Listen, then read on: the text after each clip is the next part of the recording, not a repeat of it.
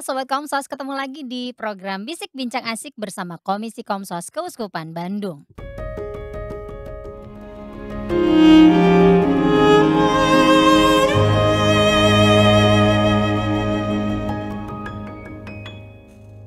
Oke, Mamaya, bintang tamunya Rumah Noni kita culik ke sini. dong, bajak sama aku. Bajak nih, sorry ya Noni ya. Kita mau ngobrol apa sih? Ada Romo Fabi nih, Iya di sini ada Pastor nih. Fabi. Nggak sembarangan dong Kita obrolannya. ngobrol yang ngeri-ngeri kayak Rumah Noni enggak juga ya. Enggak ringan banget sebetulnya. Cuman ini tuh umum dan sering ditanyain. Sebetulnya saya sebagai orang Katolik juga saya sering menanyakan ini. Sebetulnya Hmm, ini terjadi nggak sih sama saya? mungkin bisa jadi ya. Mm.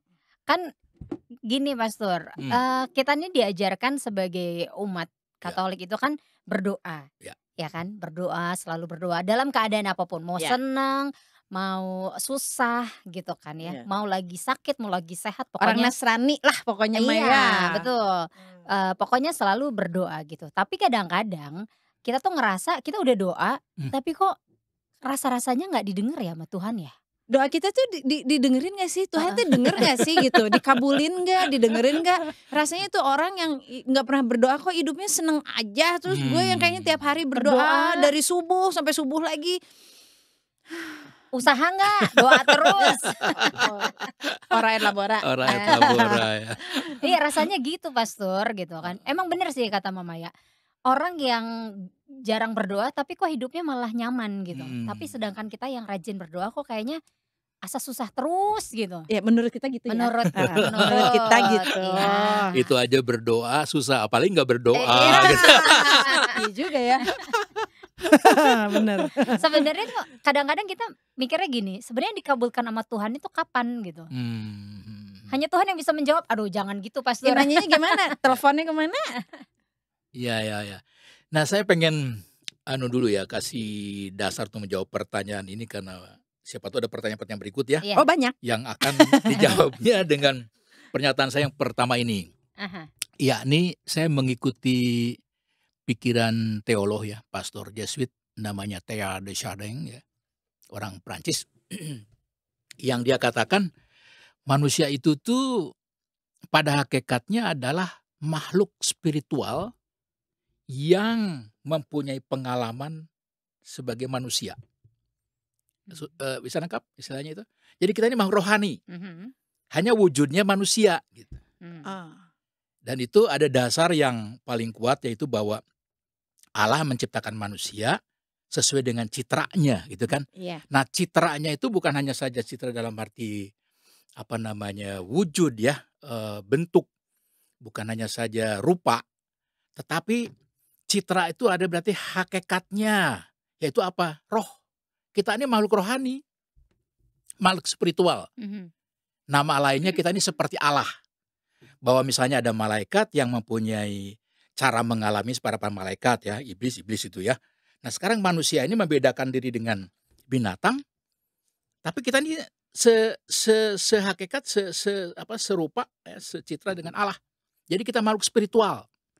Ini dulu, yang ini mungkin susah gampang, tapi kalau ini sudah pada diterima, maka semua pertanyaan tentang yang bunga dengan doa dengan hakikat kita ini akan terjawab dengan pernyataan itu. Berarti manusia yang percikan ilahi itu maksudnya ke situ. Saya suka dengan istilah itu. Sebut saja manusia itu adalah percikan ilahi ya itu mungkin. Cipratan. Oh itu itu bahasa Buddhisme memang menyebutnya gitu ya. Kita percikan gitu kan ya.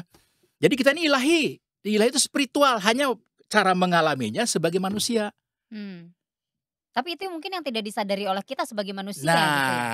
sekarang kalau misalnya tadi bertanya, mengapa ya kita kok mesti berdoa ya? Ya kita kan makhluk spiritual tadi. Artinya kita harus ada di dalam kondisi yang spiritual itu. Bahwa kita bisa suatu saat keluar dari kondisi itu, kita harus kembali ke sana, begitu. Ambil contoh misalnya, sesuatu ya kalau sudah digeangkan, dipanasin gitu, kemudian jadi dingin ya kan harus dipanasin lagi gitu ya. Maya, kita sih tidak pernah ketemu ya. Krisi dengan Maya ya, sering ketemu kan? Mhm. Tapi kemudian kalau nggak ketemu kan rasanya ingin ketemu lagi gitu kan ya. Iya. Kan ada hubungan kedekatan. Nah keilahian itu harus tetap dalam diri manusia. Yang spiritual itu supaya jangan material, supaya jangan duniawi, jangan fisikal gitu. Tapi nggak apa-apa karena manusia kan memang makhluk fisikal tadi. Nah jadi mengapa manusia harus berdoa? Supaya dia masuk ke dalam situasi yang spiritual lagi. Menjadi seperti Allah lagi. makanya. Rohani lagi. Dan kalau saya adalah maha kuasa atau seperti Tuhan, wah saya nggak butuh apa-apa lagi. Kalaupun butuh, saya sendiri bisa menjawabnya, bisa menyelesaikan masalah itu. Kebayang nggak? Kebayang. Gitu. Dan itu bukan ngomong kosong, misalnya saja, saya lupa ayatnya, tapi jangan tanya ayat-ayat pokoknya ya. Pasti akan pusing kalau saya ngomong ayatnya, pusing juga ya. Yaitu Yesus bangun pagi-pagi, ya kemudian berdoa mencari tempat yang tenang. Kan ada kisah itu ya. Artinya kok Yesus berdoa sih? Ngerti nggak? Yesus kan Tuhan. Kok masih berdoa juga gitu? Kok masih berdoa juga? Perlunya apa sih? Nah dalam cerita sebelumnya bahwa Yesus itu bekerja keras, banyak menyembuhkan orang sakit ya dan bla bla bla, pekerjaannya berat. Dia perlu mengundurkan diri. Artinya apa? Perlu mengilahikan dirinya lagi. Merecharge lagi. Karena manusia itu makhluk spiritual. Saya ini juga, artinya Yesus ya, sebagai makhluk yang spiritual harus dicas juga loh gitu. Tapi kan kadang-kadang kita sebagai manusia itu tidak menyadari yang tadi saya bilang ya. Tidak menyadari yang tadi percikan ilahi di dalam diri kita sendiri gitu kan. Jadi kita kalau misalnya berdoa tuh pasti menuntut sama Tuhan, Tuhan pokoknya harus mengabulkan doa ini gitu. Tapi kok malah tidak ada jawaban dari Tuhan. Padahal tujuan doa itu sendiri adalah untuk nge-recharge roh lu gitu kan. Itu Kristi mengatakan doa, sorry, Krisanti. Krisan.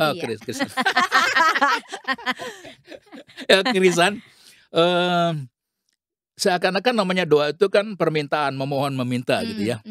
Atau berdoa itu ngomong pada Tuhan ya.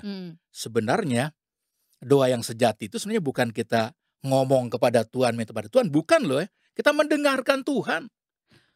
Selama ini salah. Jadi doa itu justru kita mencari momen buat denger-dengeran gitu. Mohon supaya tahu sekarang apa jalannya, apa harus saya lakukan, apa harus tadi ora et labora tadi ya, tadi sebut tadi ya. Sebagai saya bisa bagaimana labora melakukan, mewujudkan atau misalnya mengatasi, kalau punya masalah misalnya bagaimana saya mengatasi, itu kan kita sendiri menyelesaikannya. Tapi kan harus ada yang tahu, ngasih tahu. Nah yang ilahi itu gitu. Salah prosedur selama ini. Tapi caranya gimana ya? Denger-dengeran gitu. Mendengarkan itu kan kita nggak peka. Ada cara khusus. Tekniknya dong. Kalau misalnya sebagai pastor udah biasa ya doa misalnya setiap subuh memang melakukan itu kan. Akhirnya mungkin lebih peka gitu. Tapi kalau misalnya kami sebagai orang awam gitu, ntar dulu ya mendengarkan Tuhan, takutnya ada suara lain. Pekatnya kayak gimana sih pekatnya gitu kan? Mungkin kalau tahu istilah inspirasi ya, bahasa Jawa pulung, wangsit, apa kata-kata kayak gitu ya. Ya wangsit tahu. Jadi artinya ada sesuatu yang kok jadi kok saya tahu sesuatu begitu ya. Tanpa ada yang ngedenger ada suara apa bukan gitu, tapi ada dari batin ya. Mendapat jawaban gitu, intuitif ya. Kayaknya ini nih. Gitu Nah ya. kayaknya ini nih, jadi jadi itu dia tuh. Nah seperti itu dalam arti diberitahu itu. Karena kita tadi kan ilahi. Saya sendiri adalah tanda petik mempunyai kodrat atau apa namanya tadi, spirit Allah ya. Kodrat ilahi. Kodrat ilahi. Berarti saya juga punya kekuatan yang sama dengan Tuhan begitu. Cuman tidak maha. Ya tidak maha, ya jadi dia maha apa? Aku Maharani. Oh iya. Nah jadi keengehan itu misalnya gini, mengapa butuh tempat yang khusus, mengapa butuh ruang ketenangan yang khusus ya. Bahkan mungkin secara visual ada apa namanya lilin ya, atau gambar atau apa saja. Itu kan menciptakan atmosfer. Termasuk misalnya maunya berdoanya di atas gunung ketinggian tertentu atau apa namanya ya berdoa di tempat yang agak angker-angker ya silakan aja. Kalau suasana itu membantu gitu ya. Oh, iya. Tidak mengandaikan berdoanya kepada juri ada di sana, enggak Ada juga pastilah orang yang gitu berdoa ya. di bawah pohon, di kuburan kan Iya, ada ya. iya, tapi kan itu suasananya dulu yang Oh, iya. bagus ya. Bukan pesugihan ya. Ya, jadi bukan minta karena pada suatu ada kekuatan Iya. sana, bukan gitu. Aha. Suasana seperti itu sangat membantu, iya Mhm. gitu. Ya karena ada orang-orang yang percaya bahwa kalau berdoa di kuburan doanya terkabul. Hmm. Ada orang yang percaya bahwa berdoa di bawah pohon doanya Ya, dikabulkan. ada yang doa harus pakai kemenyan gitu ya. Tapi Ya. bukan musyrik ya pastor. Tidak, ya? tidak. Itu tuh menyan itu Budaya. atau hio itu bukan. Itu panca indera kita ya. Kita kan ada odorik ya, apa namanya? Penciuman. Olfaktori ya, penciuman ya. Kalau penciuman tertentu membuat kita ini menjadi konsentrasi loh. Penglihatan tertentu membuat kita menjadi intens. Pendengaran sama. Mendengar musik yang saya nggak tahu lagu apa yang bisa membuat menjadi apa istilahnya ya. Kayak buat lagu-lagu meditasi Kayak gitu ya. Taise, Ya, sebutnya TC lah sebut saja. Itu karena apa kan aural ya, pendengaran. Intensitas dari pendengaran itu membuat saya menjadi konsentrasi. Penciuman bau dupa itu membuat saya jadi konsentrasi. Ini atmosfer ini divine, ilahi, bukan sehari-hari, bukan dapur gitu ya. Tapi ini ruang doa. Kita tuh butuh itu, kita manusia tadi makanya. Kita tuh yang ilahi tapi membutuhkan pengalaman manusiawi. Ari saya mah borangan, ari bau menyan gitu ya. Terus berdoa sieun aya nu lain gitu pastor. Asa nimbrung. kumaha. Ada yang lain nimbrung. Jadi muringkak ya gitu. Meringkak. Nah tapi kalau misalnya nih, ya ngomongin merinding ya. Lagi misa, Ya. lagi berdoa nih. Biasanya lagu pembukaan sih kalau saya ngalaminnya ya. Lagu pembukaan, dari ritus pembukaan itu, saya tuh suka merinding loh. Nah terus suamiku tuh ngomong gini, kalau merinding gitu langsung mengucap permohonan. Itu pintu surga lagi dibuka buat lo katanya gitu. Tapi mungkin karena keyakinan itu ya, keyakinan itu jadi semacam iya bener loh, gue kemarin Ya. minta ini kejadian. Saya akan meneruskan dulu apa yang pengalaman itu. Tadi kan suasana tadi itu kan supaya membutuhkan kita tuh konsentrasi dan connect. Connection. Ya, ada connect bahwa saya ini yang manusiawi ini connect dengan yang ilahi. Saya yang makhluk rohani ini yang punya pengalaman manusia sekarang sungguh-sungguh connect dengan yang ilahi. Ya toh? Nah berarti kan itu saat itu sedang connect. Yang ketika merinding mendengar lagu itu tuh connect sebenarnya dengan realitas yang ilahi gitu. Dan Iya. kesempatan itu kan bisa dibuat bagaimana dicari supaya connect atau kok ujuk-ujuk baru lagu pembukaannya langsung kontak. Ya itu bagian dari rahmat. Oke. Tapi kan belum tentu kalau misalnya kita ngerasa kayak gitu bakal terkabul gitu nih. Balik Ya, lagi ya, ya, balik lagi kontak ya. Balik lagi nih Pastor. Doa tuh bukan minta-minta Masalah pertama. Salah satunya minta iya gitu ya. Iya Tidak kan? salah karena doa Bapa kami pun adalah isinya kan permohonan ya. Iya. Berilah kami Rezeki rezeki pada macam hari ini. permohonan ya. Heeh. Tapi bukan yang pertama-tama itu loh ya, doa itu ya. Bahkan bisa mengatakan bahwa menjadi tidak butuh karena saya kaya, saya punya segala-gala, karena saya divine, karena saya seperti Tuhan. Tidak butuh apa-apa, bisa loh. Kalau misalnya orang yang tidak berpikiran sampai ke arah sana gitu, mungkin ya bisa dibilang gini deh. Dari 100% orang gitu ya, yang akan merasakan seperti itu misalnya 99%, tapi 1%-nya, misalnya salah satunya saya gitu. Saya tidak merasa yang divine sebagai ini gitu. Nah, ini kan untuk meyakinkan bahwa saya berdoanya adalah yaitu tadi. Pertama adalah mengucapkan terima kasih untuk rezeki dan lain sebagainya. Terus memohon ampun atas dosa yang pernah saya perbuat gitu. Kemudian baru memohon gitu. Itu ya dari sisi manusiawinya ya Pastor ya gitu. Kemudian saya merasa gini, ini doanya Mama Maya ini selalu terkabul nih sama Tuhan. Yes. Misalnya dia cerita gitu sama saya. Kenapa? Pilih kasih nih Tuhan sama Mama Maya. Sama saya mah saya anak tiri gitu. Kesannya kayak gitu Pastor. Jadi kan sisi manusianya lebih kuat gitu dibanding sisi percikan ilahinya itu Pastor. Udah lu aja yang doa lah, doa lu mah selalu dikabulin. Iya gitu Doain kan. gua lah gitu. Kan lu mah tiap doa kayaknya langsung terkabul gitu, langsung terjadi gitu kan. Kalau saya mau clear cut dengan katakan tadi, ya berarti dia tidak ada di dalam dalam lingkungan, dalam ruang lingkup yang ilahi. Dia ada di luar. Jadi katanya dia tidak pernah connect, tidak pernah dikabulkan gitu kan. Karena ada di luar. nangkap maksudnya. Iya, Ya ngerti, 1% tadi gitu ya. Iya. Terus kalau memang tidak tahu ya memang butuh penjelasan, butuh latihan. Dan kekayaannya gereja Katolik itu adalah ini loh ya, yaitu bahwa mistisisme ya, bahwa kita tuh bersatu dengan Tuhan. Ada istilah kalau dalam liturgi itu apa? Kita divinisasi ya, menjadi divine, diilahikan. Saya yang manusiawi ini menjadi ilahi. Kalau pakai gereja ortodoks ya, kita itu theosis, kita tuh menjadi Tuhan. Allah masuk ke dalam diri kita. Kalau orang Jawa manunggaling kaululan Gusti gitu ya. Ya Tuhan Allah tuh masuk dalam diri saya.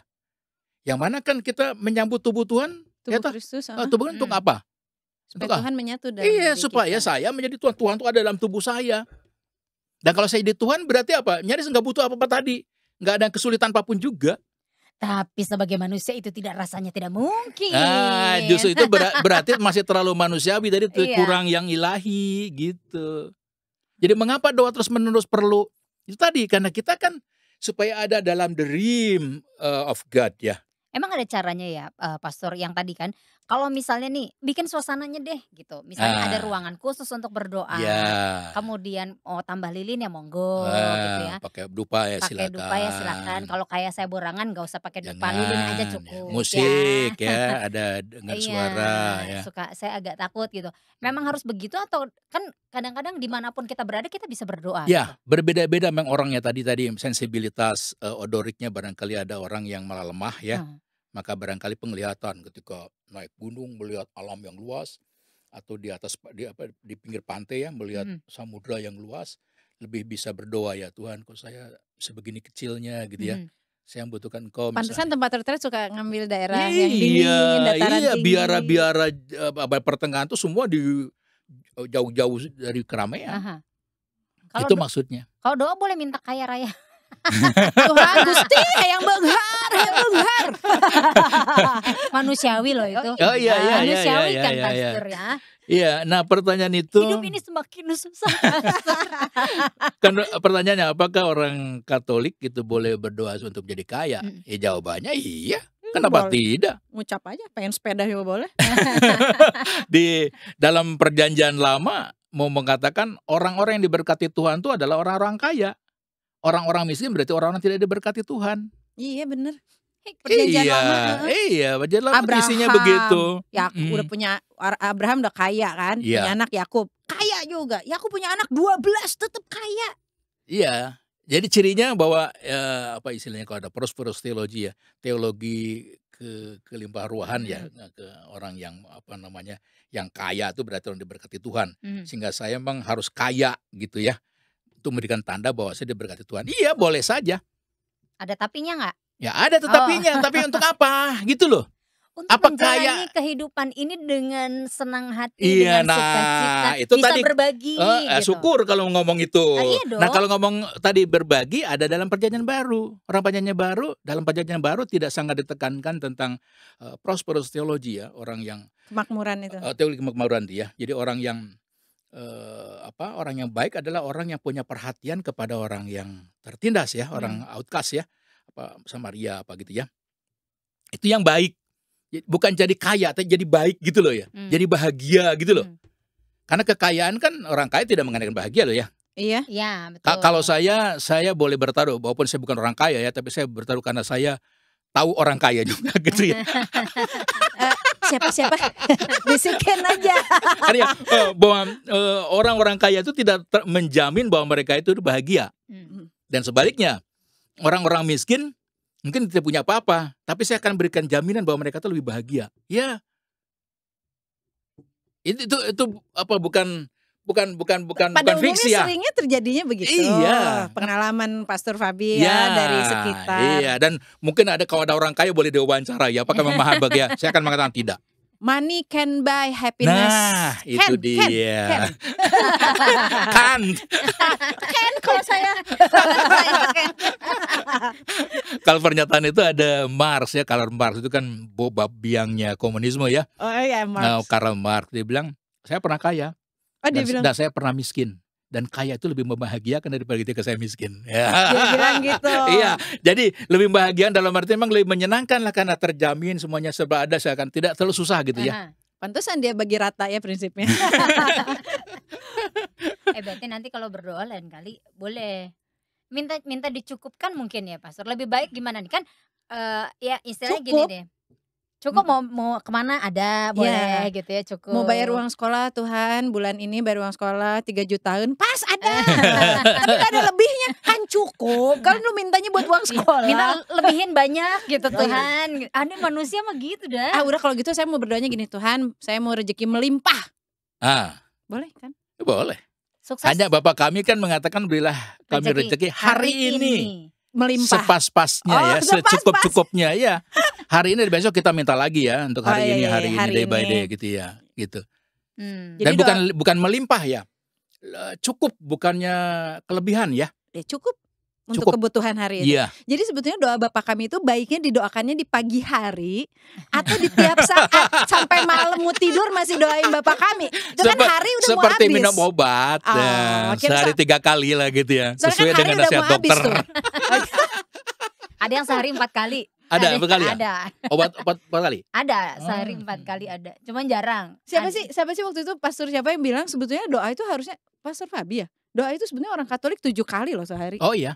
Iya kan? Kalau yang para biara kami itu kan begitu. 7 kali sehari. 7 kali. Bukan 5 waktu lagi ya? Bukan, 7. Jadi para biarawan seperti terapis yang dirawat senang ya? Ya masih. Nah, mungkin biar dikabulkan. Ya balik lagi dikabulkan. Ya, dan mereka bukan untuk supaya dapat dikabulkan, bukan loh ya, bukan permohonan. Kita dia ada di dalam the realm of God gitu ya. Tapi kan di dalam circle-nya Tuhan, auranya Tuhan. Pengen kaya. Nanti dulu. Kaya. Tapi kan hidupnya mereka mah sudah terjamin, Pastor. Kalau kami kan sebagai orang awam itu harus berjuang menafkahi keluarga. Jadi pengennya dikabulkan. Soalnya bentar lagi kan belanja online shop 22 nih. Tanggal 2 bulan 2. Krisan pengen beli sepatu.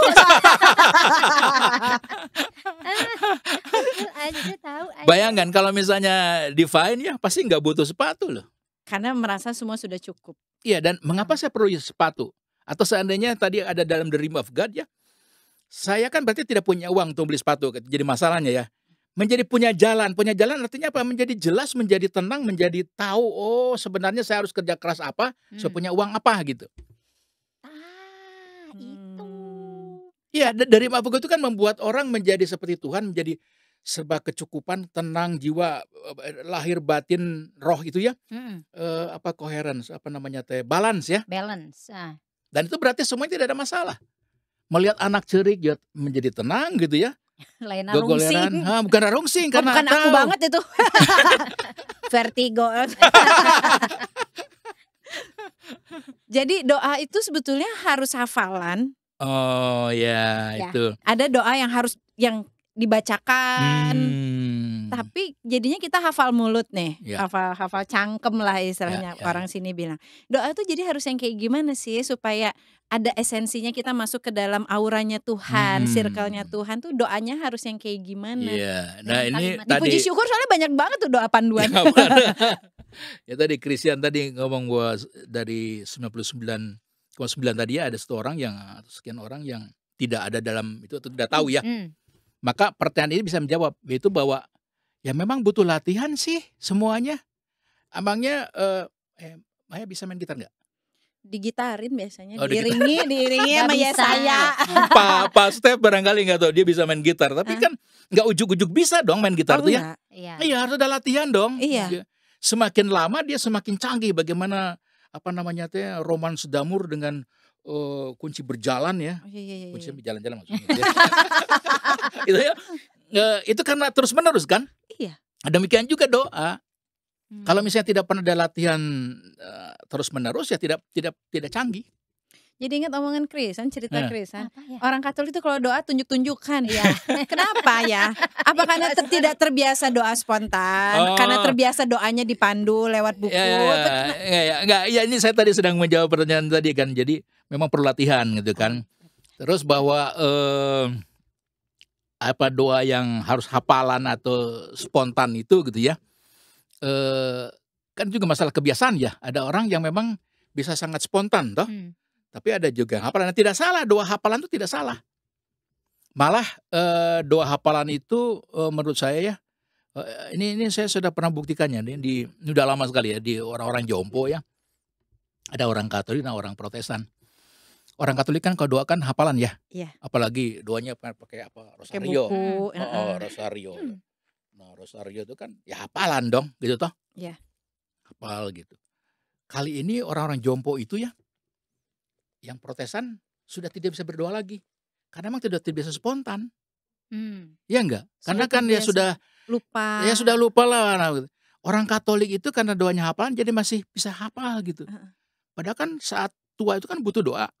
Nah jadi untung itu doa yang hafalan orang Katolik itu justru dari muda ngafalin doa yang gitu, itu yang lagi. Kalau disuruh spontan suruh orang lain gitu ya. Jadi ada untungnya kalau udah tua gitu. Nice. jadi ada gunanya. Itu kelebihan kita kalau udah tua. Saya mau ngomong yang lain dari situ tadi soal doa hafalan ya. Kita tuh di dalam gereja Katolik ada yang disebut dengan doa mantra ya. Iya. Doa Yesus. Doa yang berulang-ulang supaya kontak dengan yang ilahi tadi. Supaya kita ini dicas lagi gitu ya. Ada connect lagi. Itu dengan doa mantra. Doa mantra ada doa yang diulang-ulang tadi. Doa rosario ada doa mantra. Salam Maria, salam Maria terus, salam Maria gitu ya. Itu tuh mantra. Nah dalam intensitas yang namanya terus menerus itu kan membuat kita menjadi trans, menjadi fly. Menjadi ada di dalam dunia yang lain, punya pengalaman transformatif. Gitu ya? Iya. Bukan karena doa rosario baru aja 5 dilihatnya lihat panjang kene. Langsung ngantuk aku langsung ngantuk panjang teuing gitu ya. Kalau rosario itu iya, misalnya gitu. Iya, karena berarti tidak melihat ini sebagai mantra. Jadi doa yang berulang-ulang itu doa hafalan tadi ya, mempunyai intensitas supaya kontrak dengan yang ilahi. Orang Katolik itu punya jimat itu gitu loh. Jadi doa yang berulang-ulang itu sebetulnya bagus. Gitu. Jadi menyambungkan roh kita ke atas transenden. Ini jangan disalahartikan kayak pesugihan ya. Beda kan kadang-kadang kita duduk lama kan, maksudnya duduk bersila misalnya, atau ya kita punya cara masing-masing, mau duduk gini terus doa rosario gitu. Kadang-kadang orang yang nggak ngerti kan, ini ya itu tadi kan mantra dan lain sebagainya gitu, sama dengan kayak yang namanya misalnya sesuatu yang berbau mistik gitu kan. Padahal orang Katolik memang mistikus ya. Iya, doa Katolik itu mistik. Doa Katolik itu perkara komunikasi dengan dunia yang ilahi. Katolisme itu. Jadi semakin tinggi kekatolikan, semakin orang tuh ada dalam wilayah mistik. Jadi bukan sesuatu yang negatif. Oh, jadi istilah mistik itu kalau buat di orang Katolik mah nggak konotasinya nggak negatif. Nggak negatif, positif. Kita bersatu dengan yang ilahi. Saya ada dalam the realm of God, itu ya. Lagi-lagi dari awal lah, dream of God. Ya. Dream. Ruang lingkup ilahi lah, dalam ruang lingkup ilahi. Kamu mau nanya yang itu ya? Apa pesugihan nih? Oh ya, kalau pesugihan ya. Karena gini ya Pastor ya, balik lagi. Karena Tuhan pilih kasih, tidak mengabulkan apa yang diminta gitu. Akhirnya dan nggak tahu kapan dikabulkannya, lama kayaknya gitu kan. Jawabannya nanti atau bahkan enggak gitu. Akhirnya mungkin ada sebagian orang yang udahlah ke gunung itu jalan aja, pintas ke gunung ono aja deh gitu. Bertapa dan lain sebagainya. Akhirnya benar dikasih kaya gitu. Ke orang yang suka minum tolak angin pinter itu, misalnya kita minta tolong dia, ada yang doain kita gitu. Itu gimana sih, benar ya tadi kan sih? Tetap bahwa dianggap doa itu kan permohonan. Kan doa kan bukan permohonan satu-satunya, bukan toh. Justru penyatuan diri. Iya. Tapi kalau misalnya yang datang ke pesugihan udah jelas salah dong. Salah, bukan Katolik. Pesugihan kan superstition ya, superstitious ya. Jadi itu kasih dia mengalahkan yang bukan Allah ya. Dia percaya berhala. Dia percaya pada sesuatu yang bukan Allah yang mampu membantunya. Padahal kita udah cukup Allah. Dan karena kita sendiri makhluk yang rohani yang punya ruang lingkup ilahi ya. Yang ngapain mesti cari ilahi yang lain? Kan pasti kontras. Kan pesugihan misalnya Gunung Kawi gitu ya. Ya misalnya ya. Ngapain? Enggak nyambung dengan kita. Karena tidak tidak ada jawaban dari Tuhan. Iya, apa mau minta sesuatu? Iya. Karena kan berarti tidak tahu jalan. Oh iya. Iya kan? Nyasar. Artinya tidak tahu caranya bagaimana supaya memperoleh sesuatu kan? Iya. Kalau misalnya ada dalam, sekali lagi istilah the realm of God, kuma terjemahannya tadi teh Maya. Auranya Tuhan. Kita dalam aura Tuhan ya misalnya ya. Terjemahannya Pasti kita tidak butuh itu loh. Tidak perlu nyari-nyari itu loh. Atau lama kita punya jalannya untuk mendapatkan itu. Itu sama dengan teken kontrak sama iblis gak sih? Beda. Ya kalau itu sih iya. Kuasa lain gitu Iya, ya. kuasa lain, Tadi kan apa superstition ya, Iya. tahayul ya. Iya. Berarti kita kan mentuhankan yang lain. Itu tuh dosanya gede pisan gak sih? Ya iya. Itu kan di pasca itu pembaharuan janji baptis kan isinya itu kan. Percaya pada tahayul, Jadi, percaya ke gereja pembaruan janji baptis, tapi tetap pas libur panjang di recharge-nya ke gunung itu iya. gitu. Kumaha tuh? Dan mending kalau dapat, kayaknya sih nggak dapat, saya yakin. Ya saya yakin Karena suka enggak. ada syaratnya ya katanya Ada syaratnya gitu-gitu. konon begitu ya. Dan pasti orang itu sudah nggak Katolik lagi. Nggak bisa dibilang Katolik gitu. Tidak Katolik lagi. Tapi kalau misalnya dia bertobat masih Ya bisa. Tuhan mah baik ya, dia akan silakan welcome ya. Tapi ngeri kalau misalnya udah ada yang itu tadi apa tadi Nyiblorong. ada bayarannya gitu Iya, kan. memang. Ya, Soalnya dengar dari teman-teman yang bukan Katolik ya. Heeh. Mereka tuh datang, aku minta supaya usahaku dilancarin. Terus lu Boleh, kasih apa? asal, Ada ya. maharnya. Mahar Ya, apa itu? Maksudnya ya dia nggak minta bayaran sih si bapak itu, si orang pinternya, cuman dia minta mahar. Maksudnya ya sebagai pengganti uang. Ya, Sok-sokan begitu. nggak dibayar gitu, tapi minta mahar. Maharnya apa? Emas berapa gram? Ya nyawa Iya. anaknya, nyawa kerabat, Keturunannya, atau keturunan, atau kita sendiri akan punya masalah gitu ya. Itu didapat tapi dikurangi. Nah saya mau cerita sebentar ini karena pertanyaan ini nyambung ya. Begini, ini tidak dalam Injil tapi renungan saya sudah menjadi pastor yang tua ini ya. Saya berpikir ya, setiap orang tuh ya mempunyai bagiannya sendiri-sendiri yang diberikan oleh Tuhan. Punya mangkok sendiri-sendiri yang diberi oleh Tuhan. Ada yang agak besar, ada yang besar begitu ya. Tapi kita punya mangkok itu penuh. Setiap orang penuh dikasih. Setiap orang penuh. Kalau kurang pasti diisi lagi. Kalau dia luber gitu ya. Ya akan dibuangnya luber itu, tapi akan segitu gitu. Artinya kebahagiaan, kesusahan setiap orang tuh sudah punya takarannya sendiri-sendiri.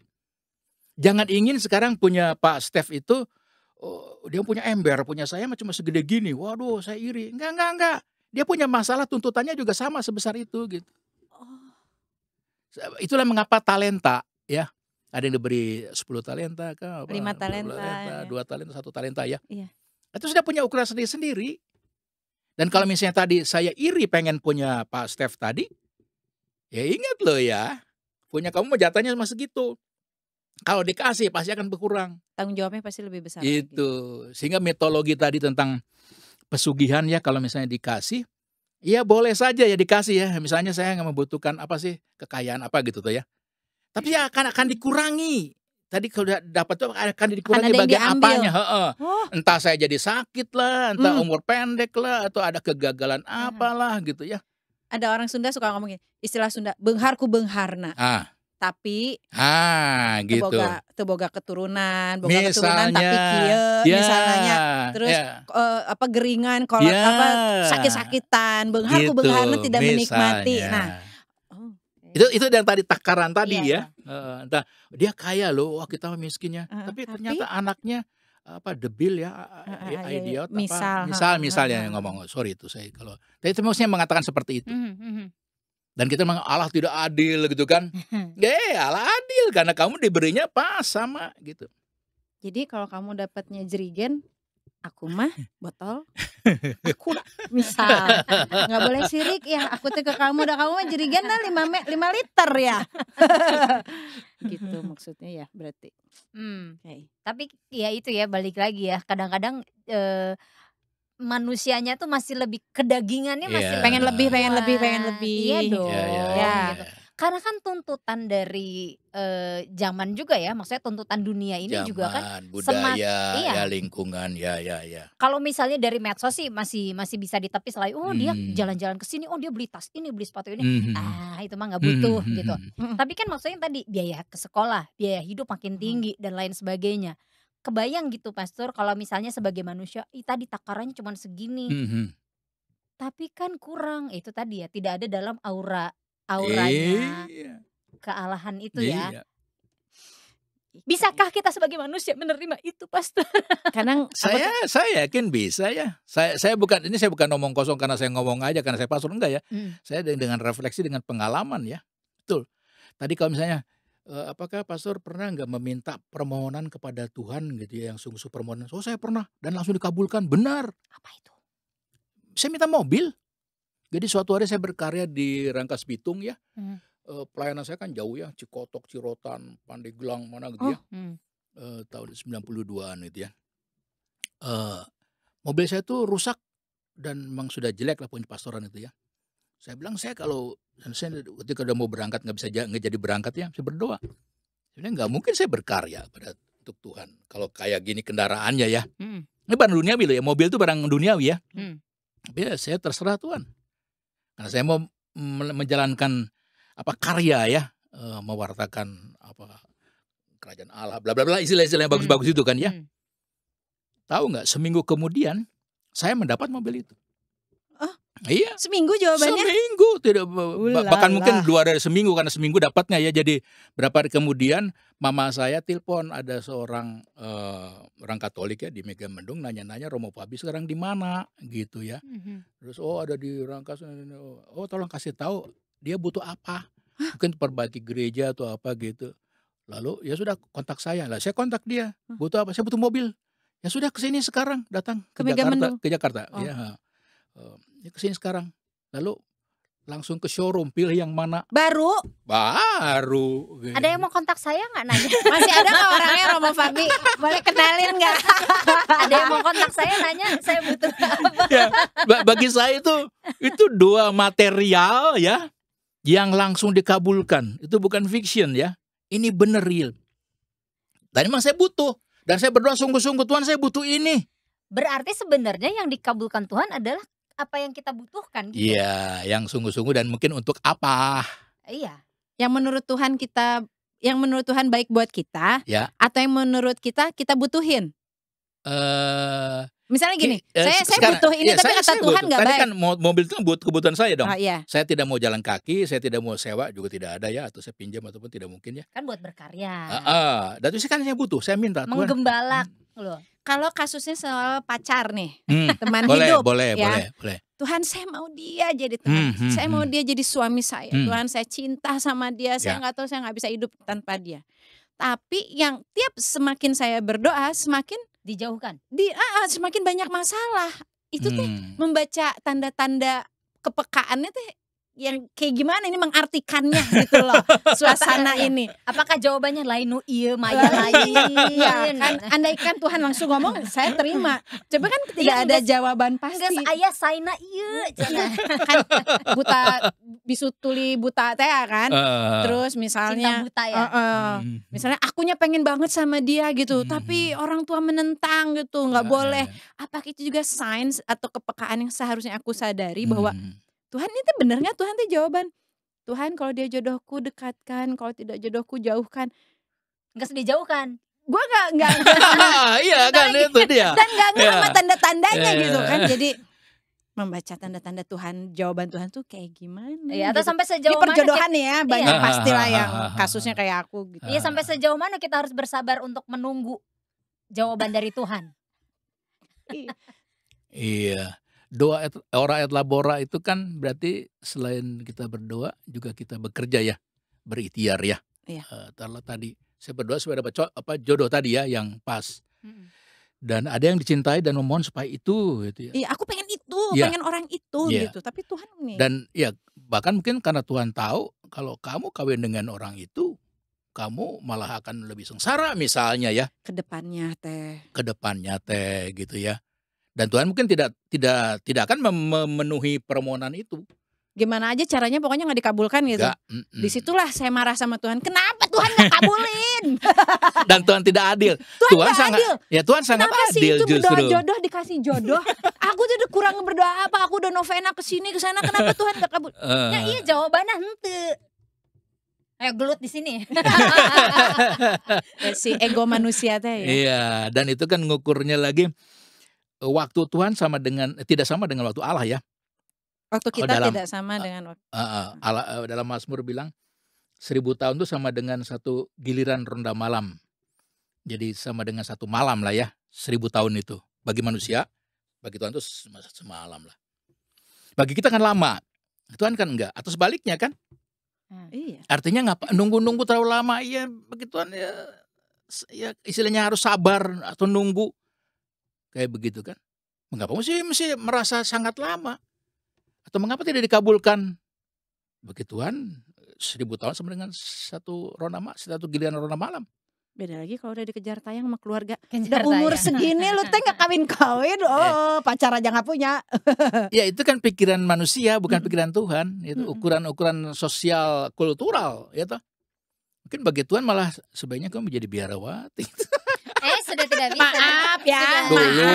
Dulu gitu. Pernah ada yang bilang sama aku kalau aku jadi suster, ordonya bubar. Jadi sister act ya. Siapa tahu mengubah susteran itu menjadi lebih baik ya.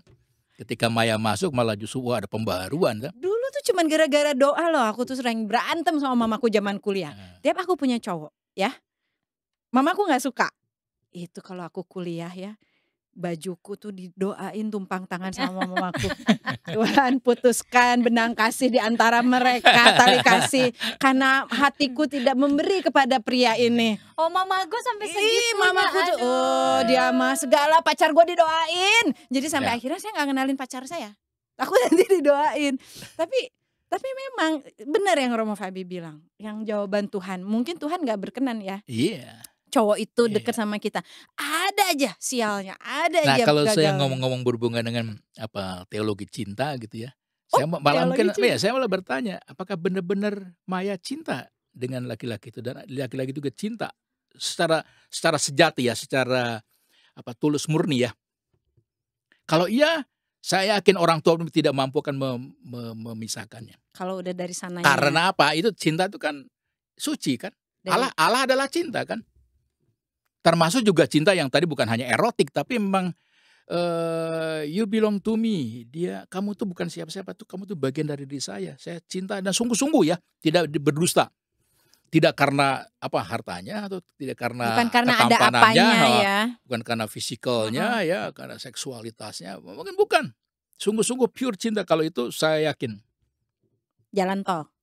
Ya, Tuhan akan mengatakan, ya silakan, pasti akan jadi. Tidak Tanpa usah didoakan. Tanpa puasa ya? Tanpa puasa. Tanpa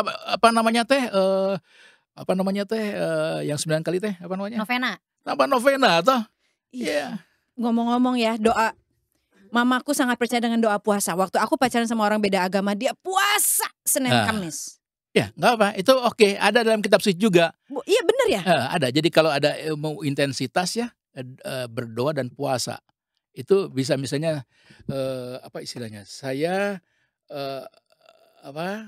Christian di paroki ada ternyata perempuan jahat ini gitu ya, sudah dibawa ke dewan orang ini jahat nih. Bagaimana supaya mengubahnya hanya dengan doa dan puasa? Ada doa itu gitu. Kenapa harus saya contohnya perempuan jahat? Gak bisa kan? Muka saya ini antagonis. Gitu. Tadi ya 1% yang kurang percaya pada the name of God. Tumpangi tangan aja nanti Pastor. Iya ya, tapi di perjanjian lama juga ada doa dan puasa ya. Ratu Esther. Iya. Puasa itu siapa lagi ya? Yeremia berpuasa. Tolong jangan tanya ke saya ya, ketahuan nanti jarang membaca Alkitab. Daniel berpuasa. Kalau di Iya. perjanjian baru contohnya hanya Tuhan Yesus yang berpuasa ya. Ada murid-murid Yohanes Pembaptis juga puasa. Iya. Oh berarti kalau misalnya kayak gitu boleh bisa ya? ditambah puasa. Boleh. Kalau Dan puasanya orang Katolik gimana? yang gampang sih kan hanya makan 1 kali kenyang ya. Yang lainnya tidak makan berkali-kali tadi ya. Oh. Jadi bukan Kalau misalnya pakai yang model Muslim, saya mengatakan boleh. Boleh, kita Saya pakai akan mengatakan jadi misalnya subuh, sahur ya, atau jam 6 gitu ya. dari jam Boleh. 6 ke jam 6 gitu boleh ya? Itu soal cara ya, itu boleh Berapa aja. lama? Kalau jam 6 sampai jam 6 Enggak, kenapa? maksudnya berapa lama kita lakukan? Oh. Apakah Kita yang nentuin, Iya. nggak ada patokan dari Terserah, nggak ada. kita yang nentuin. Mau berapa? Yuk. Apa? Hanya Ajak kalau aja. dalam kitab suci ada istilahnya unceasing prayer ya, berarti unceasing puasa juga ya. Jadi terus menerus gitu ya. Jadi nggak ada nggak ada patokannya gitu. Tidak ada dijadwalkan 9 kali kah, sebulan nggak terus menerus gitu. Itu baik gitu. Kalau Prapaskah juga masa Prapaskah juga ada puasa kan ya. Iya. Itu tuh puasanya katanya ada temanku yang setiap Rabu dan Jumat dia nggak cuman pantang daging, tapi dia juga berpuasa. Boleh aja. Boleh aja. Boleh aja. Jadi kalau misalnya doa ini nggak mempan gitu ya udah kita tambah puasa aja deh gitu. Kalau nggak mempan juga ya udah sih. Gunung Kawi gitu. Enggak dong. Pesugihan. Tidak Saya kirim kamu ke biara biar kamu belajar doa dengan keheningan, kekusukan. Iya, itu dia. Kebayang kalau misalnya orang udah putus asa, saya udah doa nih ya, doa terus udah gitu ya udah belum dikabulkan, ditambah puasa belum dikabulkan juga. Terus apalagi yang harus saya lakukan? Meditasi gitu, Master? Ya, meditasi itu kan sebenarnya tadi sama supaya kita ada dalam aura ilahiyah, istilahnya Maya. Di mana situasi yang bahwa saya kan makhluk spiritual, maka butuh tempat khusus, waktu khusus ya, ruang khususnya tadi ya. Ya itu berarti kan meditasi. Bahkan ada lagi yang nama selain meditasi namanya kontemplasi. Kontemplasi. Ya, kontemplasi itu ada dua pandangan, memandang. Saya tidak ngomong, saya hanya melihat saja, diam, pasif. Berarti membiarkan Tuhan ngomong pada saya, sehingga saya mempunyai ilham, inspirasi, kata-kata Tuhan memberikan jalan apa gitu. Justru ketika sedang hening itu gitu. Kontemplasi. Berarti itu retreat silensium itu maksudnya antara lain supaya cocok, itu aku mah nggak cocok ya. Kok banyak suara-suara tiba-tiba tidak ada suara tukang bakso di luar sana. Tempat retreat kan dingin, terus orang jualan, suara orang ini nggak itu cocok aku godaan tuh iblis itu. Godaan.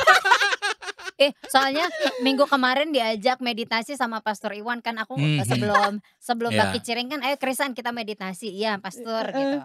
Terus udah gitu ayo Mama ya. Saya jangan ya Pastor ya karena nanti saya ini tiduran katanya gitu. Liar gitu jadinya kalau dalam keheningan justru aku jadi banyak mikir. Memang ada bakat overthinking ya segala dipikir. Overfeeling kalau itu Makanya mikirin yang baik-baik. Baik, semuanya baik. Cuma doa yang baik-baik. Emang ada doa yang jelek ya? Emang ada doa yang doa yang jelek gitu? Ya, saya pernah gini pas. Sorry saya potong. Saya pernah dikasih tahu sama teman saya gini. Lu tuh ya hidupnya kayaknya lagi beban berat deh. Ada seseorang yang ngedoain lu tuh jelek-jelek. Yang ngedoain jelek katanya gitu. Jadi beban lu tuh kayaknya jalan hidup lu tuh seret gitu katanya gitu. Emang ada ya doa yang ya pertama nggak mungkin ya, Allah kan maha baik ya, tidak mungkin dia jahat ya, yang jahat kan berarti realitas yang lain ya, setan ya. Jadi nggak mungkin kita berdoa yang buruk melalui Tuhan supaya laknat pada nggak mungkin kan. Jadi pasti istilah apakah ada doa yang buruk melalui Tuhan? Tidak ada, doa pasti yang baik. Jadi kalau ada yang doa jelek mah itu mah nyumpahin namanya. Itu mah setan, dari setan berarti minta kepada setan. Apakah mungkin? Mungkin. Saya minta kepada setan ke situ, berarti saya kan sudah keluar dari the realm of God lagi gitu ya. Kita keluar dari situ. Jadi kalau misalnya ada yang bilang ada yang ngedoain lo jelek gitu, nggak amin. Ya nggak mungkin. Nggak mungkin ya. Mendoakan minta kepada Tuhan. Iya.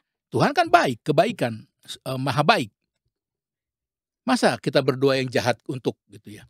Gue sumpahin lu kaya lu. Amin. Sumpahin yang bagus. Nggak mikir dulu, sumpahin lu kayak amin. Oke, berarti kalau misalnya dia bilang kayak gitu, berarti dia doanya bukan doa itu mah. Iya, bukan. Dan nggak mungkin ya, bukan doa. Nggak mungkin ada doa. Nah itu mah guna-guna aja kali itu. Pernah loh soalnya. Ya, tapi bukan dari ke Tuhan, bukan. Tapi dia Katolik banget. Katolik ya terserah. Banget. Katolik itu ada banyak yang jahat juga kok. Kalau afirmasi positif itu termasuk dalam doa berarti? Bisa disebut doa nggak? Seperti hari ini saya akan tetap sehat. Oh iya, itu doa, itu doa. Oh, itu doa. Iya. Makan saya akan mengatakan mungkin kayak begitu yang tadi kita mensituasikan diri dengan yang ilahi itu. Iya toh. Oh ya. Berarti kalau misalnya gitu kita bisa satu untuk lebih merasakan yang tadi aura ilahi itu, biar kita lebih bisa berbicara dan mendengarkan Allah, meditasi, doa yang dengan suasana yang tadi di ruangan khusus misalnya itu bisa lebih membantu kita dan kontemplasi ya. Itu harus dipelajari setiap hari ya Mo ya. Iya, itu main gitar, makanya bisa ujung-ujung main gitar. Proses ya, proses. Proses yang sangat Aku lama. nyanyilah lewat HP, kamu dengerin. Pusing. Nah tadi Mbak yang ngomong berhubungan dengan situasikan diri ya. Ada 3 loh ya yang paling maha penting. Berterima kasih ya. Itu tuh membuat balance apa istilahnya mind, body, and spirit ya. Itu menjadi balance kalau kita berterima kasih. Jadi namanya berterima kasih. Lalu memberi, giving. Jadi thanksgiving ya. Sekarang giving, memberi itu membuat apa ya namanya ya, kalau dalam otak tuh ya ada hormon kita ya yang membuat kita menjadi bahagia, senang. Dan itu bukan karena pikiran, bukan karena apa doa, karena memberi. Kita ada action memberi dan memaafkan. Jadi kalau namanya saya forgiving, memaafkan orang lain itu ya. Wah, semuanya tenteram dan semuanya jadi sagala aya, sagala boga gitu. Jadi bahagia. Kalau hati masih marah, jangan harap Nggak doanya mungkin. Tuhan dengar. Iya. Bukannya doa, mungkin saya pakai kasar ngomong ya, tanpa doa tadi, tapi saya orang yang giving, thanksgiving, forgiving ya. Waduh, udah. Apa itu Ekaristi Misa? Bahasa Yunaninya. Nuhun, terima kasih. Pergi ke Eukaristia itu artinya apa? Terima kasih. Terjemahnya terima kasih. Jadi saya ingin mengucapkan terima kasih. Kalau saya mampu mengucapkan terima kasih, saya akan bahagia. Iyalah. Bersyukur gitu. Oke. Susah nggak? Saya enggak. Nangkap. Ya, bisa. Ini kalau misalnya ngobrol sama Pastor Fabi nih nggak akan ada. Nggak bisa. Aku juga sebenarnya masih banyak loh. Aku pengen cerita, pengen ngomong ini. Nggak ada ujungnya. Cuman harus bikin closing statement. Udah waktu, Pastor Fabi. Udah waktu ya. Jadi ingin disampaikan kepada Sobat Komsas nih, Pastor Fabi mengenai bincang asik kita di. Saya suka tema ini artinya datang dari wanita-wanita yang mungkin lebih banyak berdoa daripada laki-laki ya. Pak Step pasti kurang banyak berdoa. Nggak ngomong, aku nggak komen. Ya artinya ini menjadi pertanyaan yang sehari-hari ya, common sense dan membutuhkan jawaban gitu. Tapi juga bahwa mengapa perlu kita bahas itu tuh. Memang ada bagian-bagian yang tanda petik rahasia, bukan rahasia ya, ada yang kita belum masuk ke wilayah yang lebih dalam, lebih jauh ya. Sehingga kita masih ada permukaan gitu. Kalau dalam rumah itu kita masih ada di teras apa gitu ya, belum masuk ke sana. Sebagai Katolik ya, bertanya mengenai doa itu hanya baru di sini loh ya, belum sampai ke dalam gitu ya. Wah, kalau ngomong bahas mengenai doa itu, wah itu luar biasa. Itu loh yang ingin saya closing gitu. Oke.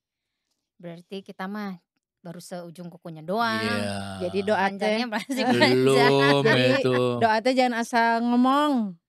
Ya.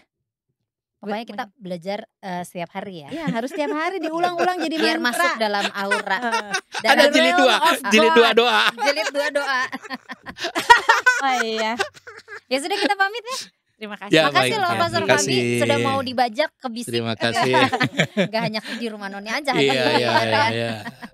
Mungkin nanti lain kali ngobrol yang lebih nyerempet-nyerempet lah ya. Takut Kenapa? harus doa dulu. Bukan nanti sama Pastor Fabi. Makasih ya Sobat Komsas sudah nonton episode bisik kali ini. Kami bertiga pamit. Sampai ketemu lagi di episode selanjutnya. Dadah. Dadah.